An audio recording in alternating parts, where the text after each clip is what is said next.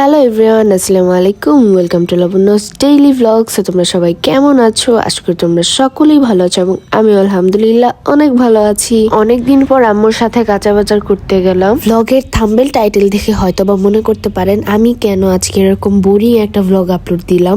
আসলে ব্লগটা বোরিং না, আই থিঙ্ক এই ভিডিওটা ইন্টারেস্টিং হতে যাচ্ছে। কারণ তুতুল কিন্তু আজকে জীবনের প্রথম কাঁচা বাজারে গেছে। সো জীবনের প্রথম কাঁচা বাজারে গিয়ে এত বড় বড় মাছ, এতগুলো শাকসবজি, মুরগি দেখে ওর কি রিয়াকশন হয় সেটা দেখার জন্য হলো অ্যাটলিস্ট ভিডিওটা ইন্টারেস্টিং হবে। আমাদের কিন্তু অলরেডি মাছ কেনা শেষ। এই যে আমাদের মাছটা কাটা হচ্ছে, এই যে এদিকে আমি আর পুচুগুড়িও কিছু ভিডিও ক্লিপ নিলাম। আমাদের মাছ কিনা শেষ, সেই দোকানে কেটে সেখানেই রেখে আসছি, কারণ এত বড় মাছ নিয়ে সারা বাজার ঘোরা সম্ভব না, আরো কিছু কিনতে হবে। মাছ কেনা তো শেষ, এখন চলে আসলাম শাকসবজির সেকশনে। তুতুলকে আর কি বলবো, আমি নিজে আসলাম অনেক দিন পরে কাঁচা বাজারে। আসছিলাম হচ্ছে আমরা যখন বারবিকিউ পার্টি করলাম তখন মশলা কিনতে, বাট আম্মুর সাথে এভাবে অনেকগুলো বাজারে লিস্ট নিয়ে আসা হয় নাই। রোজা রেখে টায়ার্ড হয়ে পড়ি, তাই আর এডিটিং এর কাজ করাই হয় না। আসলে ভিডিওটা বেশ কিছুদিন আগের, বাট এডিট করতে করতে কতগুলো রোজা চলে গেল, বাট ভিডিওটা আপলোড করাই হলো না। বাজারে তেমন যাওয়া হয় না, তাই শাকসবজির দাম সম্পর্কে তেমন কোনো আইডিয়াও নেই। বাট ওই দিন যাওয়ার পর মনে হচ্ছে শুধু স্বর্ণের দাম না, শাকসবজির দামও ওই হারেই বেড়ে গেছে। অনেকগুলো দোকান ঘুরে এখান থেকে আমরা বেগুন আর হচ্ছে একটা বিটরুট কিনে নেই। টিকটক, ফেসবুকে মানুষের অনেক রকম রিভিউ শুনছি এই বিটরুট নিয়ে, বাট এখন পর্যন্ত আমার বিটরুট ট্রাই করা হয় নাই। বাট আজকে ফাইনালি ধনবাড়ি বাজারে যখন পেয়ে গেলাম তখন ভাবলাম একটা হলেও আজকে বাসায় নিয়ে যাব। দেন ঘুরে ফিরে আমরা এখানে আসি একটা ডাটা শাক কেনার জন্য।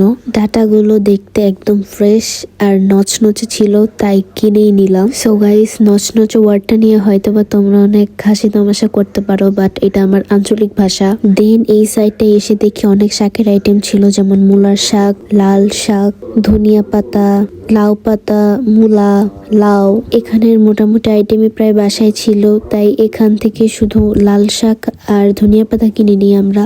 তিনটি গোলাপ লাল হলুদ সাদা এনে তাকে দিতে চাই,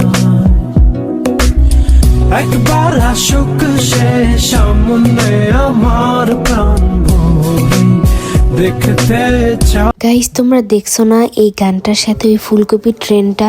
আমি না হয় একটু অন্যভাবে ট্রাই করলাম। দেন আস্তে আস্তে চলে আসি শুটকি সেকশনে। এখন আপনারা আপনাদের ওই বন্ধুর নাম বলে যান যিনি শুটকি মাছের গন্ধ নিতে পারে না বাট খাইতে ভালোবাসে। তার সাইডেই ছিল ইলিশ মাছের ছোটখাটো একটা আড়ত। এইখানে ইলিশ মাছের সাইজ অনুযায়ী কি যে দাম, বাবারে বাবা। তাই বলি কি, ধনবাড়িতে যারা যারা আছেন তারা এইসব ফালতু দোকান থেকে ইলিশ মাছ না কিনে আমাদের ধনবাড়ির পাশে জামালপুর কোল্ড স্টোর থেকে কম দামে ভালো মানের ইলিশ মাছ কিনে নেবেন।